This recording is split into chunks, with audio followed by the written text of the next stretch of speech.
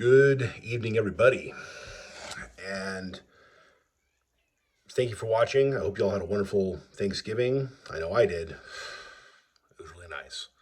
So, the day before, I got to watch some stuff from the Mvskoke Creek Nation liaison for the California Creeks. It was kind of nice to just see what's happening at the tribal headquarters while they were getting ready for their Thanksgiving. So, one of the men said,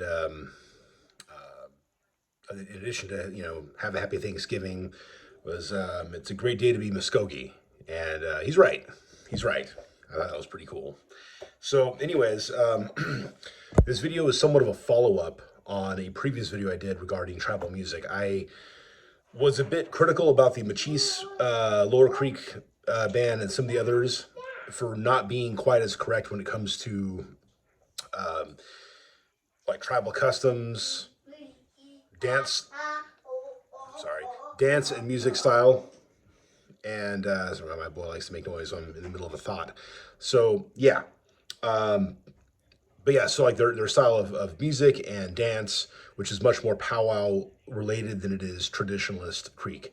Now, I am going to make a slight adjustment to what I had said before. I mentioned that the drums weren't really, at least I believe I mentioned, I know I thought about it, I'm pretty sure I said it, that the drums are not a traditional instrument of the Mvskoke people. That is not 100% true.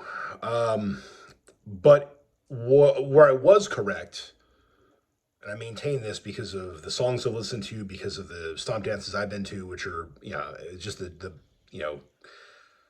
national festival in June, late June. But as far as like the green corn, I haven't been to those. Okay, but I know that the song and the dance is very, very similar. But I also know, and I kind of became sort of reminded of this, that there's different specific dances. Like there's just stomp dance song, and then there's other dances which are at the stomp grounds, but they have a specific purpose to them.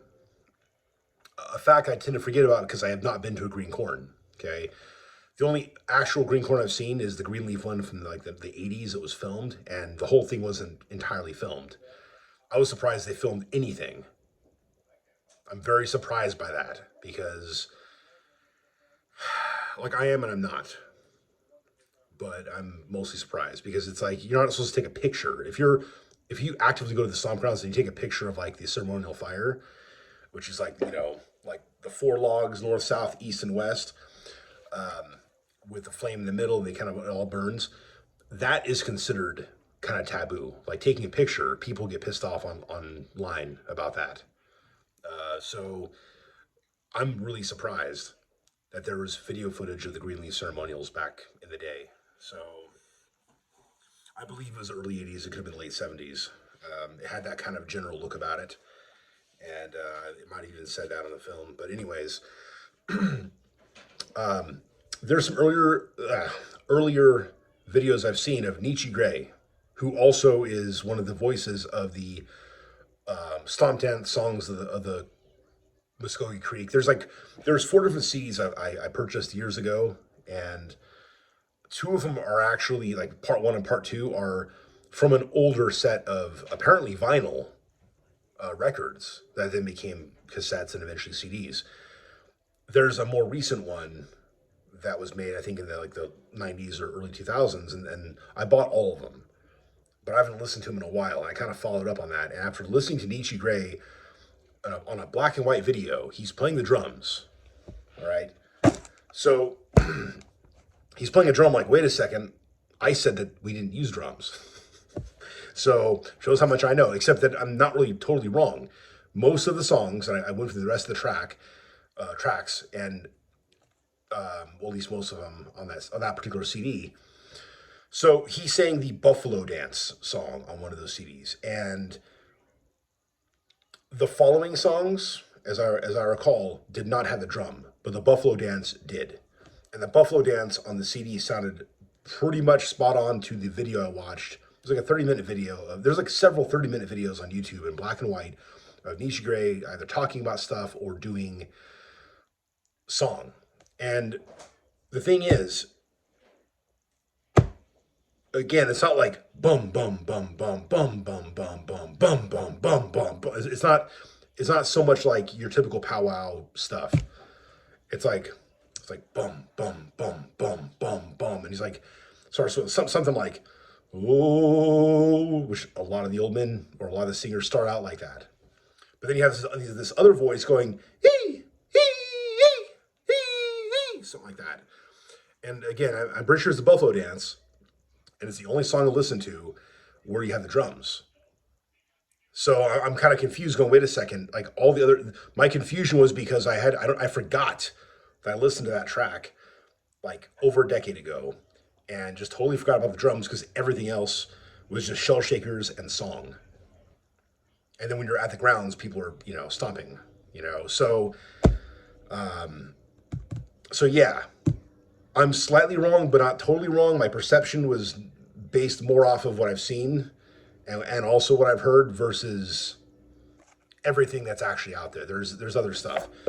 To create some historical context as well, I'm going to bring up from this book here, all right?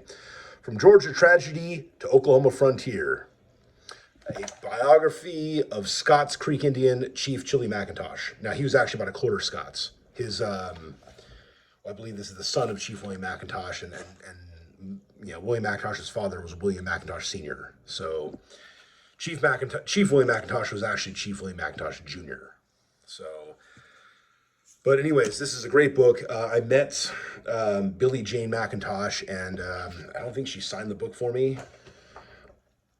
but there's a lot of good stuff in here. There's like all kinds of family pictures and like some genealogy trees. Not the best copies of genealogy trees, but decent.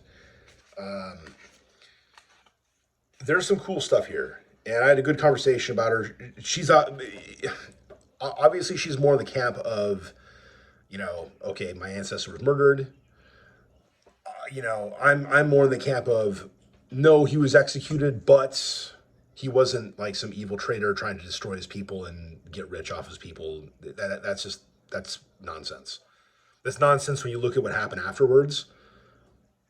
Like, really, if you look at the history, what happens afterwards, the rest of them do the same thing he did.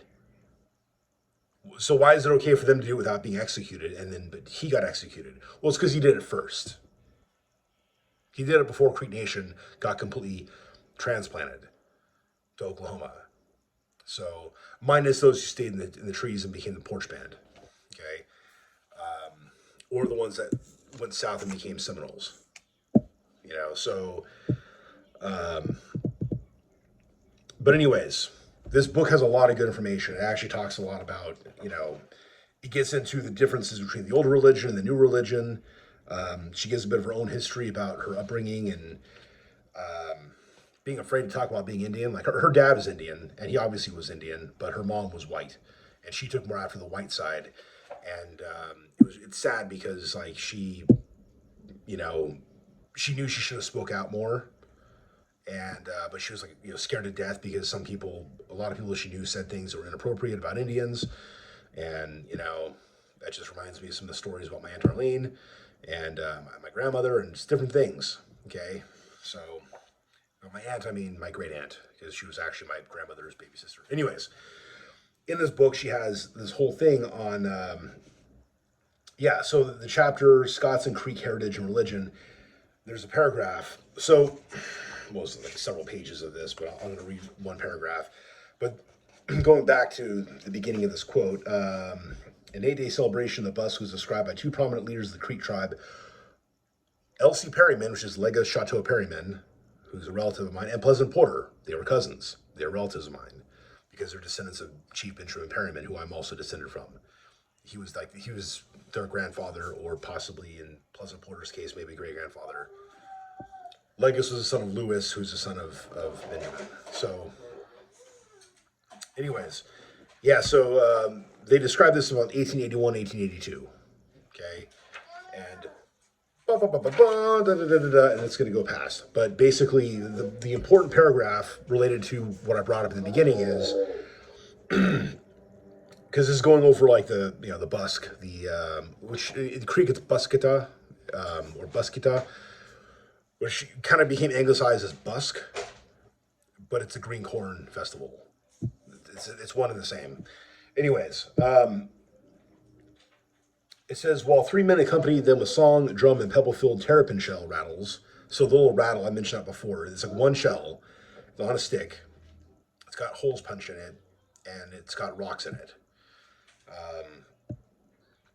The women danced around the fire 4 times, then retired.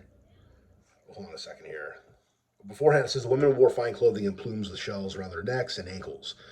So again, I mentioned the shackles before. There's like 13 of them on each shackle, I believe. And there's holes with rocks, and they're all attached to a piece of leather. And then it's tied to the back of the leg. And then they just, it's like, but except they're actually like stepping. Now my left foot really hurts right now. For some reason, I'm having some problems. Last few days, my feet are actually cracked. And because I had to bleach the floor and clean it because we had a flood. Anyways, dishwasher and backed up drain. So yeah, my feet are kind of cracked from mopping the floor barefooted. And now today I'm having some bone pain in my left foot. So I know, a little random information, not as important to this or the topic. So yes, the women wore fine clothing and plumes of shells around their necks and ankles. The three lead women wore terrapin shells. So the 3 lead women wore the shells. I don't know if it's that specific nowadays. It might be. I don't know. Like I said, I've not been to the actual green corn, so I don't know. I only know part of how it all works. So then it continues, says, while 3 men accompanied them with song, so 3 men are singing, with song, drum, and pebble-filled terrapin shell rattles. So the guy has a rattle, and it mentions the drum. So in this case, back in 1881, 1882, they were using the drum at the green corn. Now, I don't know if this is like every tribal town did this. There's still some things I need to learn, obviously, but for the most part, the drum is not used. But it is used in some cases. Like I said, Netche Gray doing, I believe, was a buffalo dance. But yeah, so terrapin shell rattles. The women danced around the fire 4 times, and then retired. Hold on a second. I got to go back a second. This is before the gun dance. Yeah, anyway, so continuing on that paragraph. The women danced around the fire 4 times, then retired and rested. They returned and repeated the same routine until they had danced 4 separate times, making 4 circles around the fire each time. The men sang and kept time to the music of the drum and shells, and the women kept time with their feet and by rattling their shells. This dance took about 2 hours. Yeah, the way that the green corn is done traditionally, it's a long. I mean, I think I could be wrong about this. I think it's maybe more like a weekend thing now. I could be wrong. In fact, I hope I'm wrong. If traditionally this is how it's supposed to be done, I would hope that it takes 8 days. That's a pretty major deal, right? That's a lot of time. There's a lot involved here when it comes to the green corn. So, in order to get a name, you have to be at 4 green corns. You have to, not necessarily consecutively, but like you have to have been to at least 4 green corns to get an Indian name, at least an adult Indian name. In any case, yeah. So there's a lot involved here, but at the same time, for what I've seen doesn't seem as heavily involved as some of this, even though some of it's all obviously going to be the same. And there's my little Captain America, my little guy. He loves this really cool jacket because he's a little superhero, right, Michael? Right, Michael? Yeah, right. All right. He has to be in the camera. See what he just did right there? I'll move the camera here. Oh, now he's moving away. Oh, now he's coming back. There we go. Yeah, Michael. This guy. Always fun. So yeah, I would read this whole thing. Maybe I'll read this whole thing at some point in the future to kind of go over the entire grain corn. But it wouldn't take me as long as the video is taking, because I'm explaining my own position on things. And past mistakes, and kind of not totally mistakes, but kind of sort of. So, yeah, buddy. Hey, Michael, do you know your numbers in Creek? In Mvskoke, Michael? Okay. Michael. See if I can get him to do it real fast. Hey, Michael, let's do your numbers. Michael. Michael, come here. Come here. I will help you with this, but let's do your numbers in Mvskoke real fast. No numbers in Mvskoke now. All right. Well, maybe later then. So yeah. Anyways,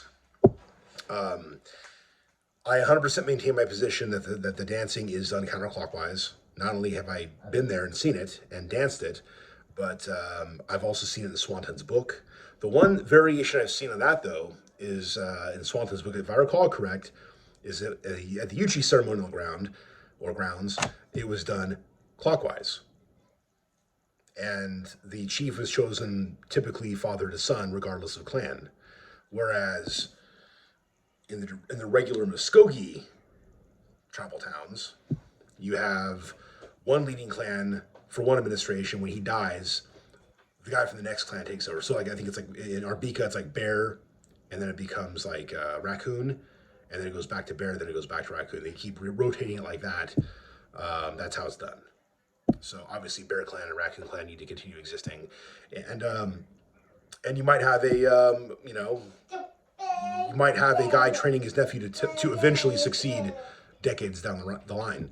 So because the maternal aunt the maternal uncle is basically the clan uncle, because they have the same clan, whereas your own father does not have the same clan as you. So, anyways, but yeah. So Netche Gray, I'll try to remember to put a link to that video on this, because it's really cool. It was unusual singing compared to the other Mvskoke songs I've listened to. So, I can imitate the other ones, but I won't. My voice is kind of a little bit weird. It's getting better, but I've had a bit of a hoarse voice lately. So, but yeah, if you want to, go ahead and check out this book. It's a lot of good information. She definitely was like well read on that. I haven't, until recently, I hadn't cracked this book open since I bought it. And I bought it back in like 2011. So as I remember things and kind of follow up on cultural happenings, I look back at this book and I'm like, wow, I never finished reading it. But I remember reading some of these parts of it and going like, this is actually super cool. And yeah, she did a great job. So I wish I had a copy of Swanton's book, because I had to go to Okmulgee to actually see that. But it contains a lot of the same information, if I recall correctly. It's got a lot of other information that's not in this book. But the number 4 is mentioned quite a bit, because 4 is a sacred number. There's 4 cardinal directions: north, south, east, and west. These different directions. You have the brush arbors, which basically, when people sit under them, and they sit according to clan. And you have also a space for guests. But basically, each clan has its own little area where it sits, and every ceremonial grounds has a slightly different setup, because every ceremonial grounds has a different rotation of clans for who's chief, right? So Arbika, again, it's like Bear and Raccoon. Well, Greenleaf would be something else, and Tekabat should be something else, and so on and so forth. So that's very relevant information. Okay, so all the different ceremonials are set up differently. I need to go back to my mom's house and get my journals, which got water damage, but they're still intact because I used ink instead of pencil, and I didn't use crappy ink. I used India ink, so it's okay. And pull out my notes from Swanton, and eventually bring that forward in the video in the future, because that's actually really cool stuff.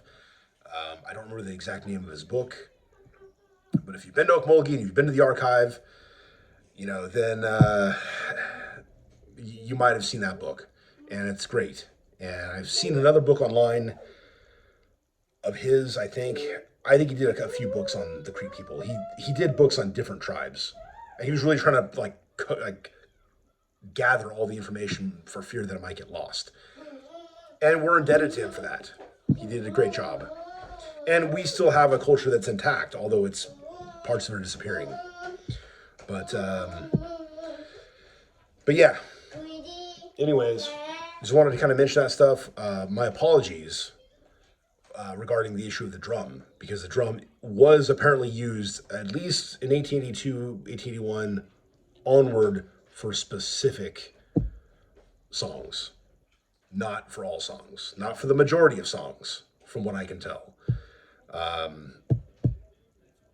There's a bunch. Oh yeah, just kind of throw this out there. If you look at the list of songs, the tracks on this on the Mvskoke dance songs, you're gonna find there's like the Gar dance. There's the Michael the Buffalo dance. There's gonna be like the ribbon dance, and there's a whole bunch of other dances. And some are more specifically for women, some are more specifically for men, and some are both. So it's just to kind of understand where some of the songs are coming from. Like I said, I haven't been to Greenhorn, and I need to learn more about this stuff in person, not just through other sources, and not observing from afar. But you do what you can. Sometimes books are the answer. I know some people are very critical of us using books to learn about our heritage, but I'm sorry, that's the reason why the white men have beat us in so many ways, is because they've had books longer than we have. And we need to have books, and we need to utilize all the technologies. One of the ways of the white man, like Apothleohola said, okay, we need to do that so that we can actually stand unmoved. So this is part of why I'm doing this, is so that anybody watching this that might share our heritage could gain something from it and learn from my mistakes. Take the knowledge I have that's rightfully gathered, and then, learn other things. And you might see where I'm wrong about a few things. But you're going to see where I'm right about a lot of things. So, anyways, I'm right and wrong about the drum. Sorry, my pride is kind of getting in the way here, but not to the point where I won't admit this. I care more about truth, and I care more about truth, and I care more about the preservation of our history and heritage than I do about my own ego. So, if I'm pronouncing things wrong, I'll admit it. If I am in error about a historical event, and I find out later on that I am after making a video, I'll do a slight retraction. So this is a slight retraction, but not a full retraction. This is a soft retraction on a previous video. Because like I said, the other Creek groups out there, the other Mvskoke groups, they are doing something that works for them for now, but in the future, it's going to look like they copied it from a powwow, because they kind of did. Whether they feel that way about it or not is another story. They really are trying to get in touch with their heritage, but what they're doing is not the historical, traditional Mvskoke ways. But in time, like the Porch Band is learning more stuff, I'm hoping these other smaller bands will kind of follow suit. I know it's really easy to just take names that sound Indian and that are Native American-y, but we have ways of naming our children that are rooted in our language, our history, our clan affiliation, our tribal town affiliation, and things like that. I'll make this video longer than I planned, but there was a guy, he's the paternal line grandfather of George Washington Grayson. G.W. Grayson's father was half white. No, more. Wait a second. So the paternal line grandfather was half Creek through his father's side. His name was Talawatastanagi, or Town Warrior. He didn't have a clan. That's why he was called Town Warrior, I think, is because he didn't have a clan. And that's kind of what happens sometimes. But he also is the one who taught GW how to, about his culture. He should have learned more from his mother's side. He learned from his father's side. He learned from his grandfather. So that's how it passed on. So my son doesn't have a clan, but that doesn't mean that he still can't learn things from me about our heritage and become proud of that and kind of affiliate himself with that. So that's pretty important to me that he does that. That's another reason I'm doing these videos. What if I die? Not that I'm going to die anytime soon. It can be 20, 30, 40, even 50 years from now. But if I died tomorrow, I want some videos to exist that talk about these things I care about. And so that way he can look back at my YouTube channel, hopefully, and say, oh, yeah, that was my dad. He did this and that. And he did it for me. He did it for other people too, but he did it for me so that I can learn about my heritage. And that's why I'm doing this. That's why I'm correcting myself, because I want to keep the record straight. So I'll always continue to do that. But anyways, let me know what you think. I'm sorry, Blackout, for not responding to your messages, your private messages. I need to get back to that. Watch all the links that you sent me. I'm so sorry. I've been too busy. It's the holidays. I know you understand, but I apologize anyway, because I really intend to respond to all your messages, and I'm grateful for them. So, and I'll talk to you all later. But no.